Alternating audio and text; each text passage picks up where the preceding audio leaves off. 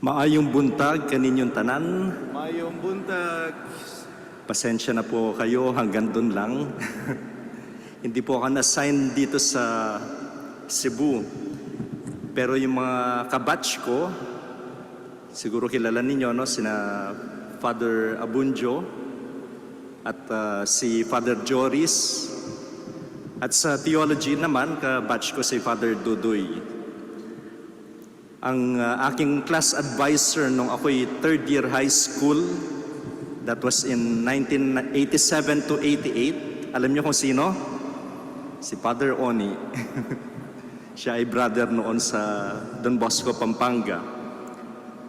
As you have heard, no? Today we celebrate the feast of Jesus, the eternal high priest. As a celebration, it's quite relatively new. I think it was in 1987 when it was introduced, and it is celebrated on the Thursday after Pentecost. And so today we celebrate that. But what is the significance of this feast, Jesus the eternal high priest?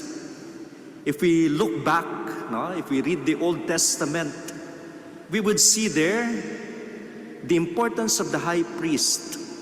We see Aaron, and then together with Aaron, there are priests. And what do the priests do? They offer sacrifices at the temple. Today, the Jews, maybe they have still the lineage of the priests, but they do not exercise the priesthood. Why? Because there is no temple, and the priest can only offer at the temple. Saan ba yung temple sa Jerusalem? If you look at it, if you visit Jerusalem, you would find there the Wailing Wall, and then on that supposed to rest the temple. But you don't find it. What do you find? A mosque. But the Jews cannot put a temple over that, because if they do that, it will be World War III, no? Aawayin nila yung mga Muslim, because there's a mosque there, they cannot remove that to put a temple. Now, why cannot they just build on another place for the temple? Because according to them, no other place is reserved for the temple except that what you call the Temple Mount in Jerusalem. And so the priesthood is not exercised among them. But you might ask, no? How about our priests? Tayong mga Katoliko, may mga pari tayo, no? Is it different from the priesthood of the Old Testament? It is different, no? Why? The priesthood of the Old Testament, they have many priests. But what do we have? What do we consider? That we only have one high priest. One priest. In the one priesthood of Jesus, that is Jesus, the priests share in the person of Christ, in persona Christi. So, who are we, kami mga pare? We share in that priesthood of Christ. But the same function we have. Why? Christ offered Himself as the sacrifice. Anong ginagawa ng pare? He offers the sacrifice.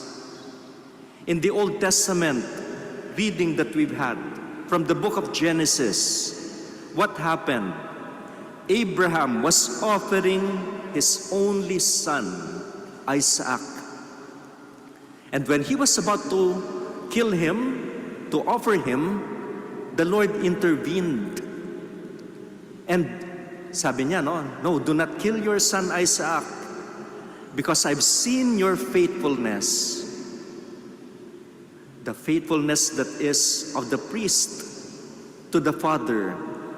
At the same time, Jesus was not only the high priest. Like Isaac, he was bound. He was tied up. And then he was led to be offered, to be sacrificed. But in the story of Genesis, the Lord stops the killing of Isaac. Fast forward to the New Testament.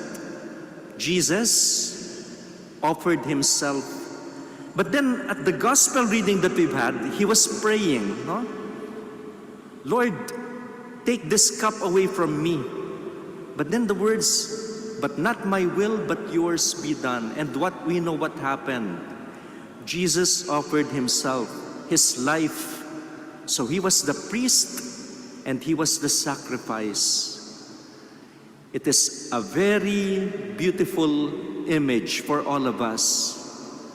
The priest, at the same time, the sacrifice, the offering. What do we learn from this? That all of us, we can offer to the Lord. Maski na hindi kayo pare, you can offer sacrifices to the Lord. That's why we are gathered here. What are we offering? The sacrifice of the Mass. That is why at the beginning of the Mass, when the priest says, let us pray, nakaganyan yung mga kamay niya, everybody offers his prayers. Everybody makes an offering. And the priest who presides, he offers them to the Lord. Let us pray in this Holy Mass for that, no? To be able to offer ourselves to the Lord. What is the best offering? Yung kay Abraham, it was his only son. And so masakit sa kanya yun. And he offered him to the Lord. That was his intention. When we give to the Lord, do we give the best? When we offer something to the Lord, does it hurt us? Because if it does, then we share in that priesthood of Jesus, who not only suffered, but he also died in offering himself. Let us pray that we may be offerers to the Lord, at the same time offering not only things that we have, but offering ourselves. God bless us all.